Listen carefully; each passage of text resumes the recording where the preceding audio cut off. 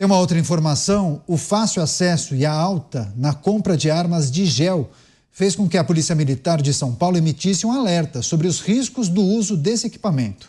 De acordo com a corporação, por conta da semelhança, as pistolas e até fuzis de brinquedo estariam sendo utilizados para a prática de crimes e poderiam confundir os agentes durante o patrulhamento ou em uma situação de emergência.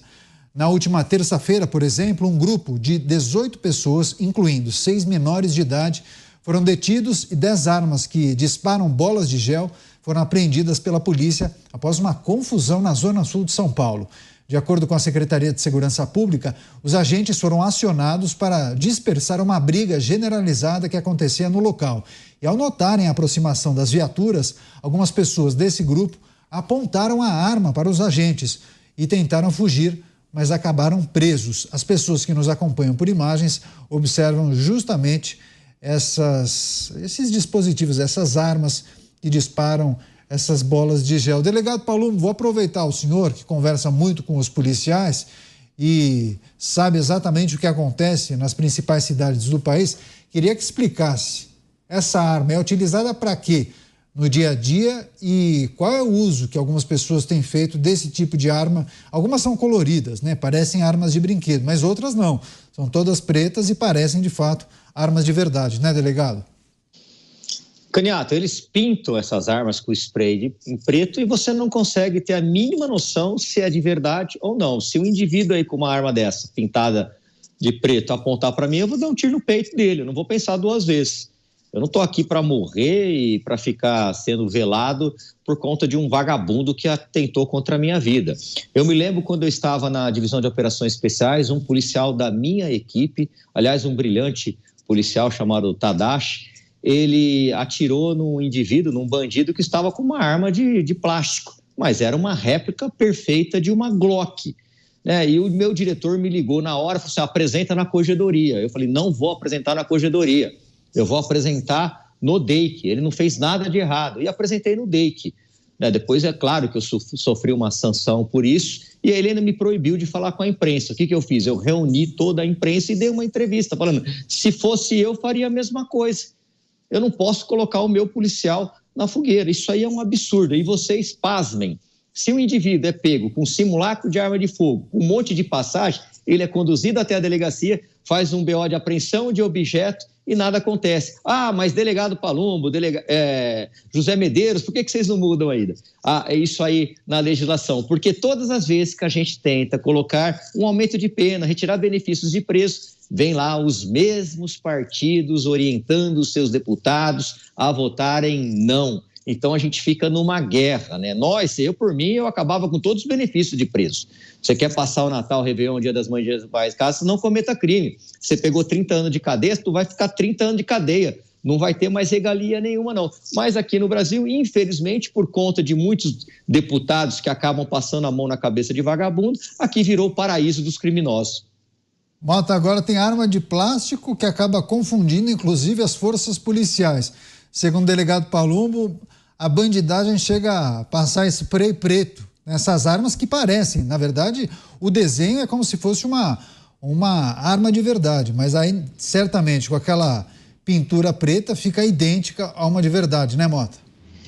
Caniato, existe um prêmio internacional, é o Prêmio Darwin, que é dado para o cidadão que comete o ato mais estúpido, né? Então você vê pessoas cometendo besteiras. Eu acho que esse prêmio deveria ser dado para quem resolve apontar uma arma dessa por um policial aqui no Brasil, nos tempos que a gente está vivendo, né?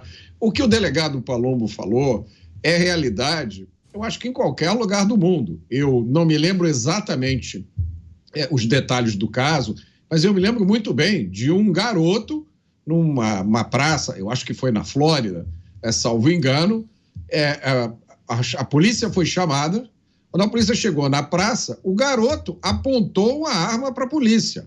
Foi baleado, morreu na hora. Aí foi se verificar que era uma arma de brinquedo. Meu amigo, o policial não tem como adivinhar. Ele tem ali meio segundo para tomar uma decisão. E aí ele resolve para onde é que ele quer ir. Para o cemitério, para a cadeia ou para as manchetes do jornal no dia seguinte. Manchete do jornal é o lugar mais seguro, você vai ser difamado, você vai ser atacado, mas você vai estar vivo.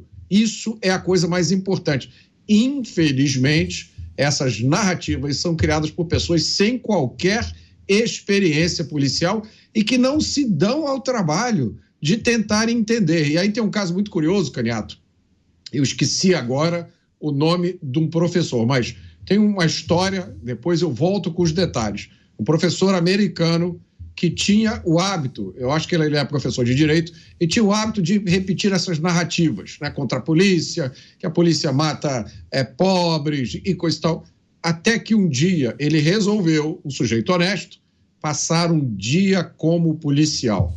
O relato dele, Caniato, é a coisa mais preciosa que existe, porque ele falou assim, a partir do momento em que eu vesti aquele uniforme azul e coloquei a arma na cintura, eu percebi, eu passei a ser tratado mal, eu passei a ser olhado com desprezo, eu passei a sofrer todo tipo de agressão e assim isso nos Estados Unidos.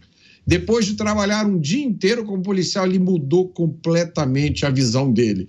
Então eu faço aqui a sugestão, provavelmente isso é lógico, né? Não pode ser transformado em lei, mas eu acho que todo especialista em segurança pública, principalmente dessas ONGs que recebem a mesadinha do Jorge Soros, deveriam passar um dia com o uniforme da Polícia Militar de serviço na rua.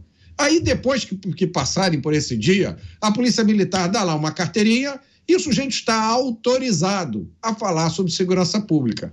Mas, primeiro, sente na pele para ver como é que é isso. Pois é, não, excelente relato, viu, Mota? Depois compartilha com a gente qual é o nome desse professor. Certamente é uma história que deve estar na internet para que as pessoas possam acessar. Zé Medeiros, queria também pedir sua reflexão. Um caso inusitado, mas que também acende o alerta para as forças policiais dos estados, né? Olha, esse relato que o Mota trouxe aí foi uma coisa muito parecida com a experiência que eu tive. Eu, como todo jovem brasileiro, ali no início da década de 90, eu entrei na faculdade ali por volta em 89, mas a gente fala em doutrinação hoje, mas vou te falar, naquela época a doutrinação era uma coisa de louco. Você era colocado dentro de um anfiteatro e ali você saía filiado ou no PCdoB, ou no PCB, ou no PT. E era uma doutrinação muito firme. Então você era levado a ser totalmente contra a polícia, a ficar com esses jargões e tudo mais. Eu era professor de matemática e estava terminando meu curso, passei no concurso da Polícia Rodoviária Federal. E com essa cabeça da universidade. Mas foi nas 2 primeiras semanas eu já vi que a realidade contrastava totalmente com o discurso acadêmico e que a realidade era totalmente outra. E o quanto o trabalho do policial ele é dificílimo, porque justamente boa parte da população ela é levada, a chamada opinião pública, ela é totalmente eivada e contaminada por essas narrativas. Eu, inclusive, digo, coitado de quem cair, do inocente que cair no júri, porque quem pauta tudo são pessoas que não passam a realidade dos fatos. Então, vamos lá. Essa questão, nós até temos no Código, o delegado Paloma Sabo, Roberto também, questão da defesa putativa. Dificilmente o cara que dá um tiro, num caso desse, ele vai só para as páginas dos jornais. Geralmente vai para a cadeia. Então, o que acontece? As armas hoje, devido à tecnologia, é até interessante. Eu recebi um armamento uma vez na Polícia Rodoviária Federal que eu achei que era de brinquedo. Era uma pistola Glock moderníssima, mas ela vinha com as cores diferentes, eu achando que era um simulacro para treinamento, alguma coisa assim. Não, era uma pistola de verdade e tal. E ao passo que nós temos, ao mesmo tempo, os simulacros, como foi falado aqui, que são armas perfeitas. Então, para o policial, isso é uma dificuldade. Veja só, numa situação real aqui em Cuiabá, no Mato Grosso, um policial, coronel, se eu não me engano, era capitão, uma coisa assim, mas eu posso até dizer o nome dele aqui. O Pacola, ele tem um admiradíssimo, o cara tem cursos de todo BOPE e tudo mais. E numa situação no restaurante, alguém puxa uma arma lá fora, uma briga de casal lá e tal, ele dá voz de prisão, o cidadão, enfim, a confusão, ele acabou atirando, o sujeito morreu. Estava com a arma. Quer dizer, foi-se ver, não era bandido, era simplesmente uma briga de casal e tal. Eu não tenho dúvida de que ele será condenado à prisão. Agora, imagina a dificuldade, o cheio de crianças e jovens com esses simulacros aí. A vida do policial não é fácil, porque realmente nós temos hoje a situação real. Eu, quando entrei na polícia, um policial antigo disse para mim, olha, não só para mim, para nossa turma, falou, a partir de hoje, os amigos que vocês terão é os que vocês tinham.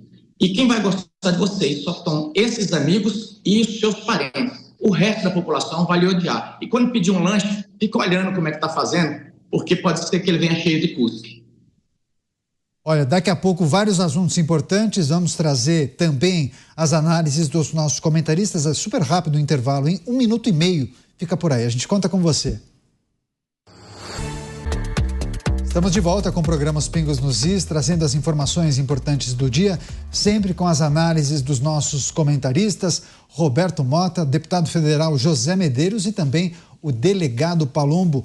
Mota, você quer trazer seu último comentário, seu fechamento em relação a essa discussão que a gente está trazendo sobre as armas de plástico que acabaram sendo confiscadas, descobertas pela polícia? Cada vez mais comum que grupos se utilizam desse tipo de armamento para, inclusive, cometer crimes, né, Mota?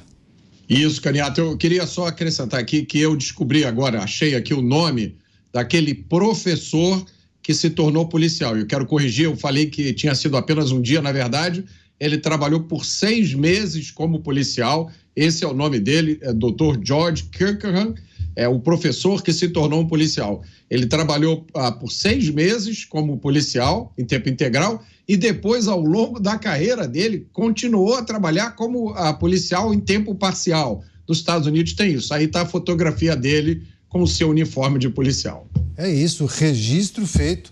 Roberto Mota compartilhando com a gente as pesquisas que ele faz diariamente, inclusive durante o programa, porque o Mota se prepara para o programa, mas ele também acaba descobrindo muita coisa no andamento aqui das nossas discussões.